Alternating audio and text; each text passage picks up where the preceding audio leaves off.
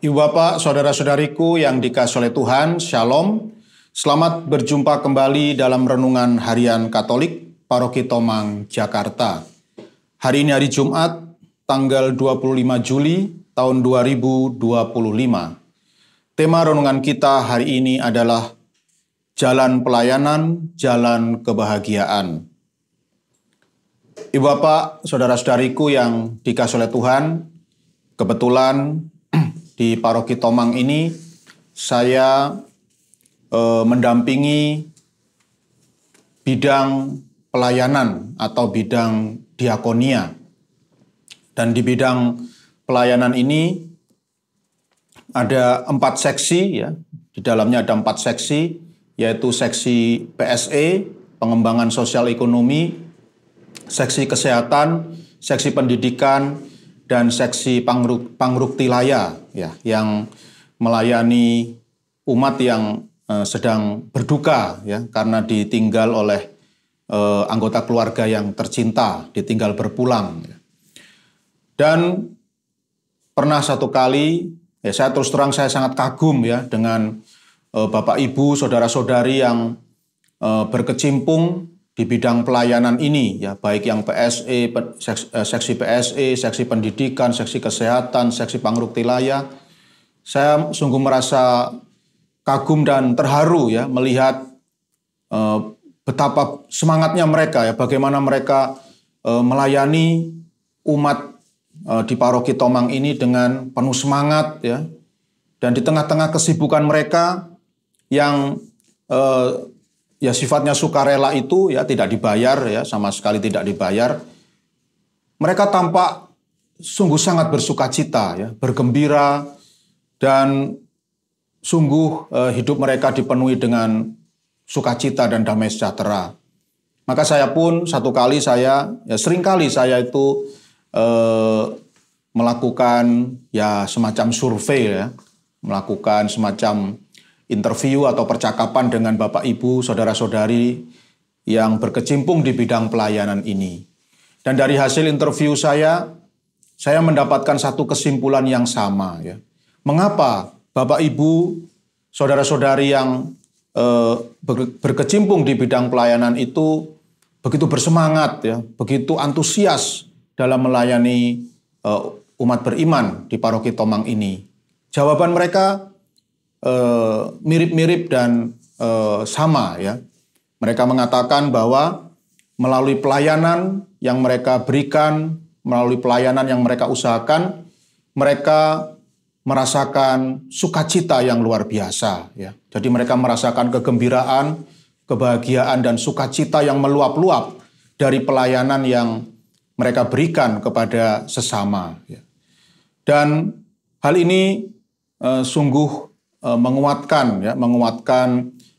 pemahaman saya bahwa ternyata untuk bisa mendapatkan sukacita dan kebahagiaan itu tidak perlu kita mendapatkannya dengan cara-cara yang sangat mahal, ya.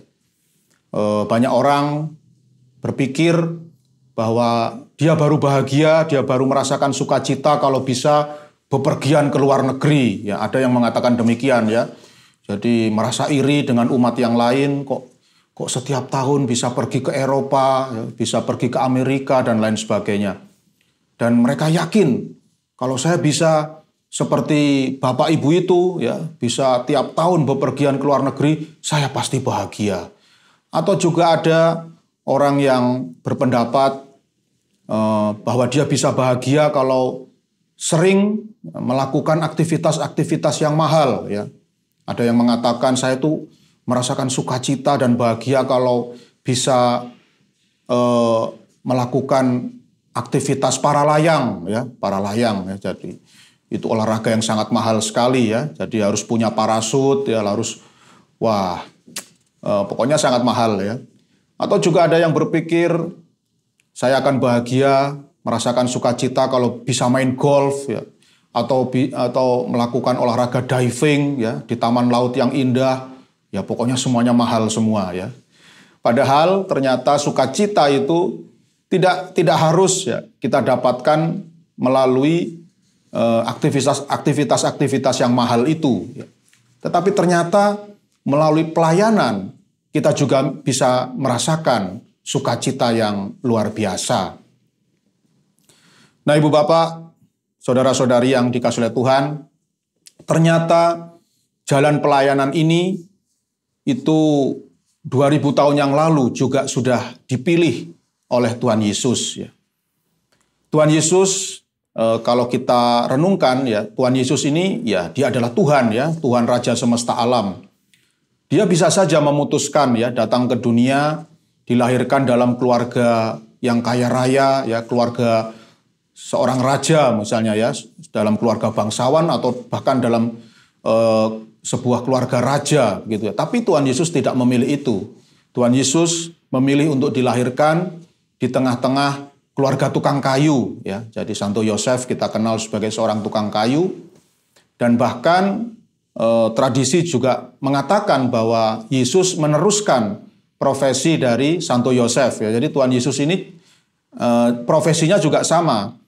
Dia memilih profesi sebagai seorang tukang kayu, ya, yang sehari-harinya melayani masyarakat, ya, tetangga-tetangganya yang mungkin butuh meja, ya, butuh kursi, butuh almari, ya, dan segala hal yang berkaitan dengan kayu, ya. Dan Tuhan Yesus mengerjakan itu sebagaimana seorang tukang kayu biasa, ya. Dan ini adalah sesuatu yang luar biasa, ya. Bahkan mengapa Tuhan Yesus mau melakukan hal itu semua, ya, menjadi pelayan bagi masyarakat, menjadi pelayan bagi orang banyak? Karena Tuhan Yesus juga punya keyakinan bahwa melalui pelayanan dia pasti akan mendatangkan sukacita yang meluap-luap, ya. Bahkan pelayanan ini akhirnya diberikan oleh Tuhan Yesus sebagai pelayanan yang habis-habisan, ya. Tuhan Yesus memberikan pelayanan yang habis-habisan kepada manusia. Sampai dia harus mati di kayu salib, menumpahkan darahnya di kayu salib, dan sungguh-sungguh mengalami penderitaan yang luar biasa sampai mati, semuanya untuk keselamatan umat manusia. Itu adalah pelayanan habis-habisan yang diberikan oleh Tuhan Yesus kepada kita manusia. Dan Tuhan Yesus yakin bahwa semua pelayanan yang dia berikan, mulai yang kecil sampai yang besar, mendatangkan sukacita bagi dirinya, ya. Nah, Ibu Bapak, saudara-saudari yang dikasihi oleh Tuhan, dalam Injil Matius bab 20 ayat 21 sampai 28 yang dibacakan dalam perayaan Ekaristi hari ini, Tuhan Yesus bersabda, "Barang siapa ingin menjadi besar di antara kamu, hendaklah ia menjadi pelayanmu. Dan barang siapa ingin menjadi terkemuka di antara kamu, hendaklah ia menjadi hambamu.